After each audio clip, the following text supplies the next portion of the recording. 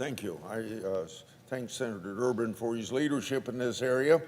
And 2 or 3 times we've attempted to do this. One time I think we were successful, but it's still not law.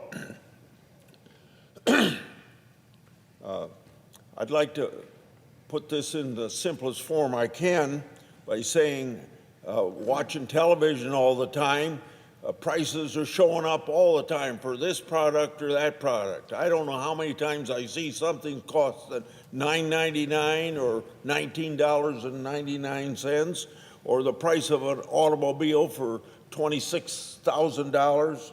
But when it comes to prescription drugs, presumably there's something very sensitive about this that they don't want to tell us what it's going to cost. And of course, that irritates me, but most importantly it's not fair to the consumer. Today, we've got a president, we have a vice president, we have a secretary of Health and Human Services, all on record supporting this common sense measure to require prescription drug ads to list to the price of a drug.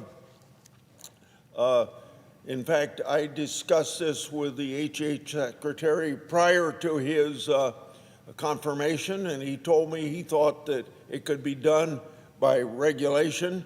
It's my understanding they're studying doing it by regulation, and I wish they'd hurry up and get it done, because whether it's done by law or whether it's done by regulation, this is something that should be done. I want to say that I think my colleagues know that lowering cost of prescription drugs is a top priority of mine, no more than it is Senator Durbin's. Without their prescription medication, millions of Americans would not survive. As a nation, we're blessed to live in a country where investment and innovation unlocks cures and treatments. Some of them we even refer to as miracle cures. But the escalating prices of prescription drugs are a consuming concern for millions of Americans, including in my state of Iowa, who bring up this very subject regularly at my county meetings. There are many reasons for the high cost of prescription drugs. It could be the lack of competition and abusive practices.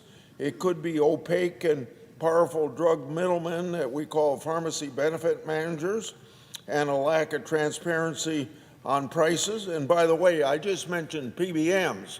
There's at least 65 to 70 senators that are co-sponsors of one or more bills, at least 3 bills that exist out of 3 different committees that want more transparency with PBMs, and somehow we ought to be able to get that up. But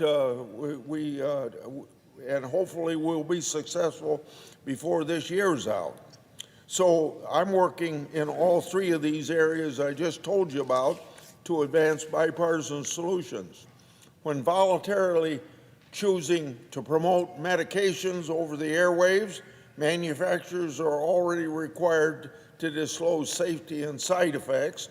Yet for many patients, price plays a primary role in clinical adherence. There's a lot of value in knowing a prescription drug list price. This is the most accessible and standardized price of a drug, which is set by the manufacturer itself. Despite efforts by Big Pharma to stop our bill, I'm confident that the American consumer will continue to demand the kind of price transparency that they deserve. President Trump, Vice President Vance, and Secretary Kennedy will also continue to fight with us.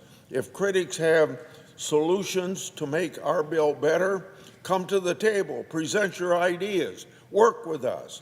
And also, I want to thank the chairman of the Finance Committee. He's a friend. He may be against this bill today, but he's very much an advocate for PBM reforms. I thank you, Senator, for doing that. The Finance Committee, along with several other committees in the Senate, has a bipartisan PBM reform ready to pass the Senate. The President made it clear that he wants to see PBM transparency and accountability, and we must tackle the cost of prescription drugs through more competition, PBM reform, and of course through the sunshine on drug prices that Senator Durbin and I are proposing. I yield.